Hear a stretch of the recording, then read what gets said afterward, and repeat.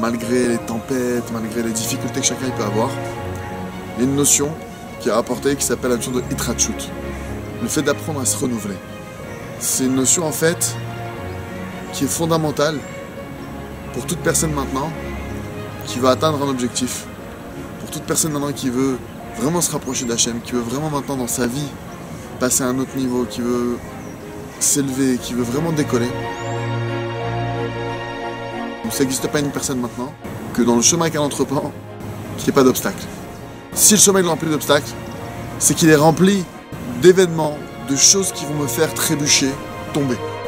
Mais quand une personne maintenant, le parcours il est long et qu'il y a beaucoup d'obstacles, si elle n'a pas maintenant une clé, si elle n'a pas maintenant une programmation mentale, on va dire, pour se relever, alors il y a de très fortes chances qu'elle abandonne.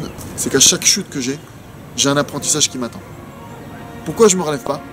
Pourquoi je mets du temps à me relever? Parce que je m'abats sur moi, parce que j'ai le poids de l'erreur, j'ai la culpabilité qui vient se mêler à cela. Tant que j'ai pas la coupe avec ça, tant que je suis dans la culpabilité, tant que je suis dans le poids de mes erreurs et j'aurais pas dû, etc. Tant que je suis dans cet état d'esprit-là, je suis pas en train d'apprendre de mon erreur, je suis pas en train de me relever, je suis pas en train de changer ma vie, je suis en train de stagner, je suis en train même de régresser. Parce que ce temps-là, à vivre cette négativité, ça m'ankylose, ça m'alourdit. Et le temps, il n'y a pas de plus grande perte que le temps sur cette terre.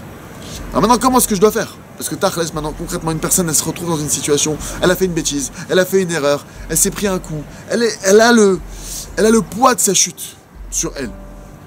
Le secret, c'est de chercher à se renouveler. Une des choses qu'on peut faire, c'est d'utiliser la force de l'imagination.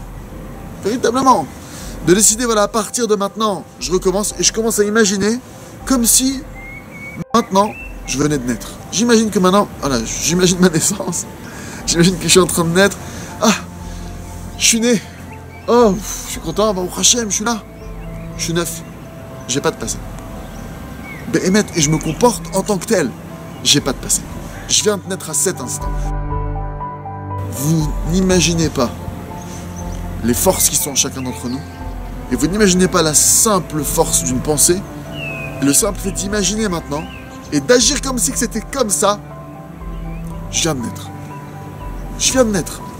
Un exercice aussi que j'aime m'a éclairé comme ça, que prenez 2 feuilles, où elle écrit maintenant toutes les choses qui lui pèsent, toutes les choses qu'elle pense, qui l'alourdissent, etc. Elle écrit ça.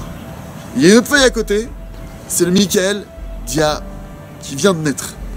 Maintenant, tout de suite.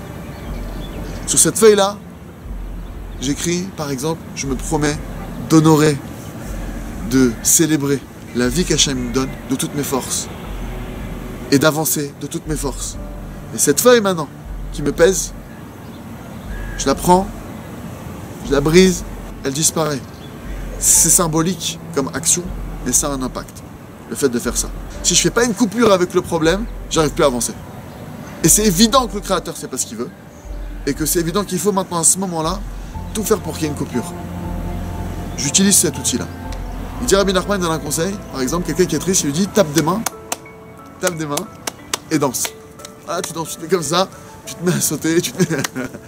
Et automatiquement, tu peux pas faire autrement que quand tu fais cette chose-là, tu te mets à taper des mains, tu te mets à sautiller, ça paraît bête, tu as envie de rigoler. Pourquoi?